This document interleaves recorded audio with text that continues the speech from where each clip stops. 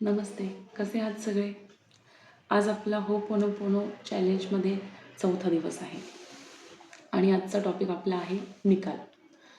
जी काही परीक्षा असेल तुमची, तर परीक्षेच्या निकालाबाबत होपोनोपोनो ही प्रार्थना वापरून आपण आपला निकाल आपल्या बाजूने कसा लावू शकतो किंवा आपल्या परीक्षेमध्ये आपण कसं यश मिळवू शकतो, याच्यासाठी आपण ही प्रार्थना पुढे करणार आहोत. तर सगळ्यात आधी ज्यांनी सुद्धा अजून माझा चॅनल सबस्क्राईब केलेला नाही, त्या सर्वांनी माझं चॅनल सबस्क्राईब करा. माझे आधीचे व्हिडिओ पहा आणि इथून पुढचे व्हिडिओही पहा.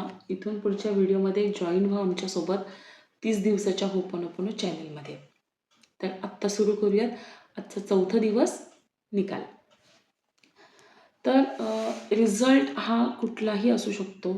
तुमची मुलं जर लहान असतील किंवा तुम्ही स्वतः की शाळेचा निकाल असेल, परीक्षेचा असेल, कुठली कॉम्पिटेटिव्ह एक्झाम असेल किंवा कोणी डान्स क्लास करत असेल, जो कुठल्याही परीक्षेचा निकाल ज्याचा तुम्ही आत्ता अभ्यास करत आहात, ज्याची परीक्षा येणार आहे किंवा आता कोणी दिलेलीही असेल, ठीक आहे.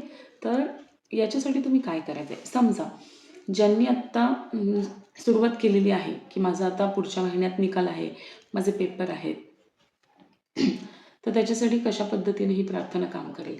तर तुम्हाला कुठल्या विषयामध्ये किंवा तुम्हाला जर सगळ्याच विषयामध्ये चांगला निकाल तुमच्या मनाप्रमाणे, आता प्रत्येकाला माहिती आहे की आपण याच्या आधी किती पर्सेंटेज मिळवलेले आहेत किंवा किती यश मिळवलेले आहे किंवा प्रत्येकाला आपल्या बुद्धीची पातळी माहिती असते.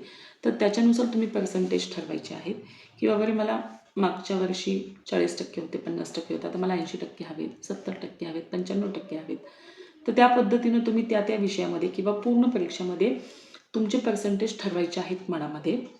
जेव्हा जेव्हा तुम्ही अभ्यासाला बसाल त्या त्या विषयाच्या, तेव्हा तेव्हा ते पुस्तक किंवा जे काही तुमच्याकडे मटेरियल असेल अभ्यासाचं ते घेऊन बसायचं आहे. ठरल्याप्रमाणे एक जागा, तुमच्यासाठी 10 मिनिटाचा वेळ.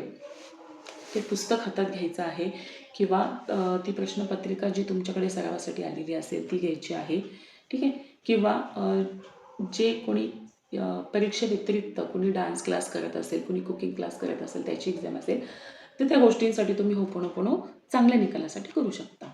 तर ते सांगितल्याप्रमाणे पुस्तक घ्यायचं आहे किंवा तुमच्याकडे जे मटेरियल आहे ते घ्यायचं आहे.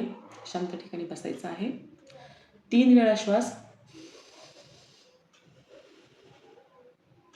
3 वेळा श्वास नाकातोंडाने घेऊन नाकातोंडाने सोडायचा आहे.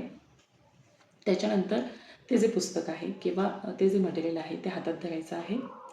डोळे बंद करायचे आहेत आणि डोळे बंद केल्यानंतर विश्वाला ही प्रार्थना म्हणायची आहे की हे विश्वा, हा माझ्या सगळ्यात आवडीचा विषय आहे.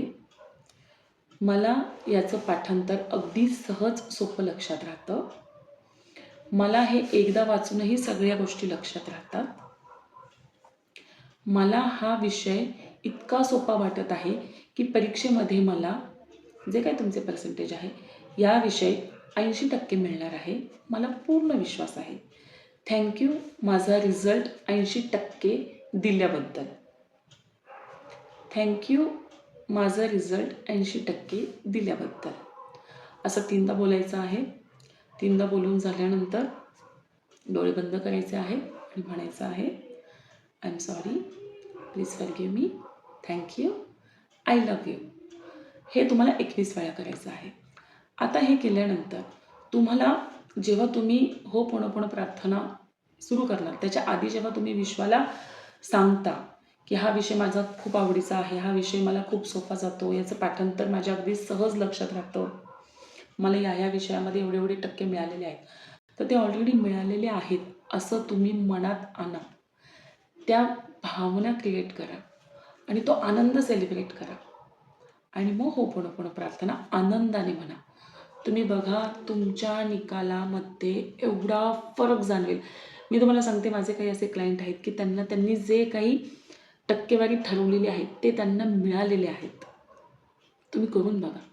पुन्हा एकदा सांगेल की हा विश्वासाचा भाग आहे. तुम्ही जेवढं विश्वासाने आणि जेवढे क्लिअर गोलने हे अफर्मेशन करताल, ही प्रार्थना बोलताल होपोनोपोनो, तुम्हाला खूप भारी रिझल्ट भेटतील. खूप भारी, म्हणजे तुम्ही विचारही करू शकणार नाही की ही होपोनोपोनो प्रार्थना करून आपण आपला निकाल अशा पद्धतीनं बदलवू शकतो.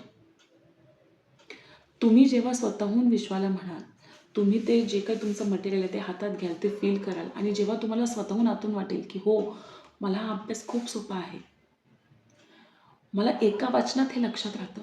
तुम्ही बघा, तुमचं ते मन ते स्वीकारायला लागतं की हो, हे सोपं आहे, हे सोपं आहे. कसं आहे, आधीच्या पण व्हिडिओमध्ये मी सांगितलेलं आहे, आपण स्वतःबद्दल जे बोलतो ते घडत राहतं आणि तुम्हाला जे वाटतं ते तसंच घडतं. त्याच्यामुळे नेहमी तुमच्याबद्दल तुम्हाला पॉझिटिव्हच वाटलं पाहिजे. तुम्ही जो विचार करता तो सकारात्मकच असला पाहिजे आणि मनातनं तुम्ही 1% जरी शंका आणली, कुठलंही काम शंका आली की ते काम तिथं स्टक होतं. कारण की तुमची निगेटिव्ह एनर्जी मग त्या पॉझिटिव्ह एनर्जीच्या पुढे जाते.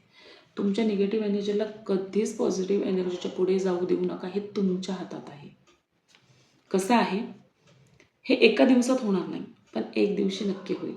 त्याच्यामुळे प्रयत्न करत राहा. प्रयत्न करत राहा की तुम्ही कसे पॉझिटिव्ह झोनमध्ये राहताल आणि कशा सगळ्या गोष्टी तुम्ही तुम्हाला पाहिजे तशा पद्धतीनं घडवू शकता. हे विश्व, हे ब्रह्मांड तुम्हाला द्यायलाच बसलेलं आहे. फक्त तुम्हाला विश्वाकडे मागण्याची पद्धत कळली पाहिजे. विश्वाकडे कसं मागायचं, कधी मागायचं हे तुम्हाला कळलं पाहिजे आणि त्याच्यासाठी मी आहेच आहे. मी तुम्हाला माझ्या या चॅनलमध्ये त्या सर्व गोष्टी सांगणार आहे, ज्या गोष्टीमुळे तुम्ही तुमचं आयुष्य बदलवू शकता. लोकांना हे कोर्सेस करायला खूप फी भरावी लागते, खूप अभ्यास करावा लागतो. माझा तेवढा अभ्यास आहे, मीही काही क्लासेस केलेले आहेत. तर मी तुमच्यापर्यंत त्या सगळ्या गोष्टी अगदी सोप्या स्वरूपात आणणार आहे, ज्या तुम्हाला करणं सोपं जाईल, तुम्हाला समजेल, तुम्हाला खूप जड जाणार नाही आणि ह्या सगळ्या गोष्टी तुम्ही तुमच्या आयुष्यात इम्प्लिमेंट करून तुम्ही तुमच्या परिवारातल्या सदस्यांना सुद्धा सांगू शकता आणि त्यांचं आयुष्य बदलवू शकता. पण कसं आहे ना, आपण म्हणतो ना की त्याला अनुभव येऊ दे.